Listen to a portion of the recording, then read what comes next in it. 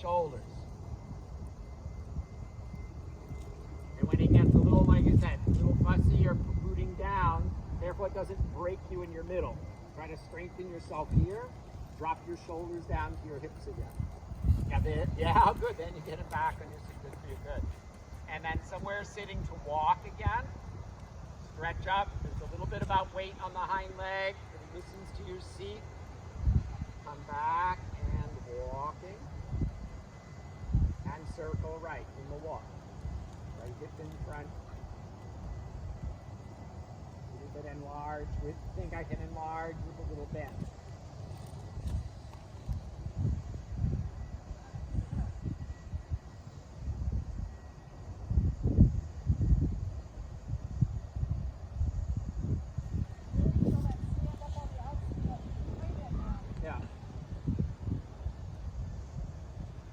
So what I just want to hear from you in terms of the canter, because I would like to try it, even though that happened. If you're okay with it, but is it better to try the left, or maybe to even try or to do the right?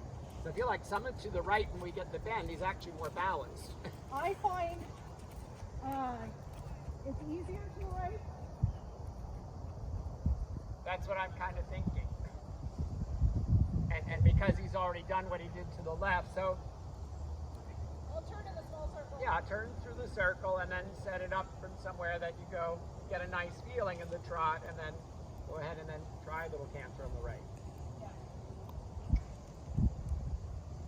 My only problem on the right is that he convinces me to lean in. Right, so, well, but now you're really saying aware of that. So think about that midline and that, you know, and in your mind, picture kind of the circular railroad track idea. Your inner leg has to kind of give him enough support to stay out there on a big enough circle that he can bend and fill out the outer range. And as much as we want him from the inner leg to kind of get through his right ribs and get that shoulder under him, the outside leg has to a little bit have the outside hind leg be part of the right canter. But get happy with the, you know, the balance and the walk and then the trot before you try it. And we spoke too soon. The big bugs have arrived. But he takes the bending aid better now, huh? He does. I mean, now you have, you'll see that in the camera. I think he actually comes quite nicely on the arc of a circle there. And you're sitting, your midline is in the right spot.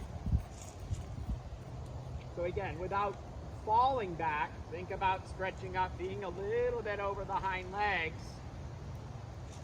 Yeah, good. Yeah, exactly. That he takes that authority from your seat and your position, tries that he has to stay in a little bit better balance. That he can't just kind of pull himself along with his big shoulders. Yeah. And if you can incorporate, when he's steadier again, that you can sit a handful of steps and then post again, that you could do that a couple of times before you canter, so that in other words, he's not cantering just because you have a sitting trot, right? So think of use that theory, that method, to say I can sit and everything stays the same, and then I can post again and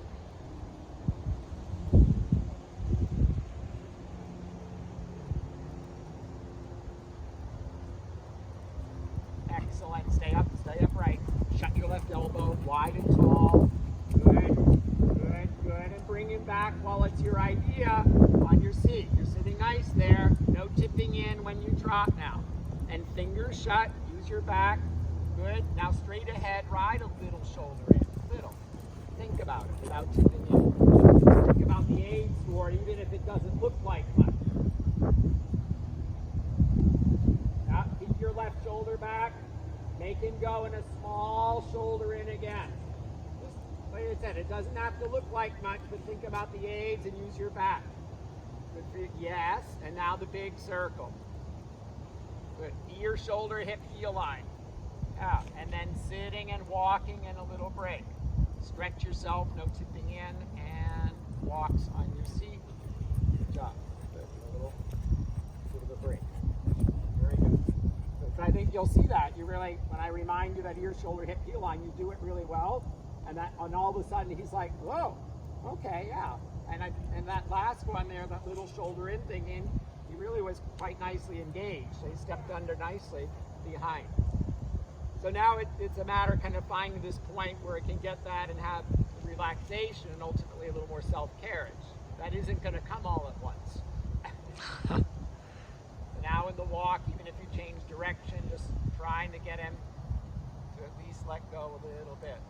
And I know there's an element of trust or lack of trust at this point. You can't give all the reins, I understand, but ultimately then we can get that flat-footed walk and with relaxation. And part of that is, like I said, keeping your good position and over the hind leg, so he's still a little bit engaged, even in a free walk.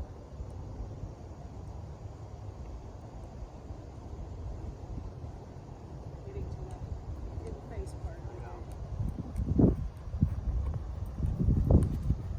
Yeah, exactly. That you can stretch yourself up and then you finally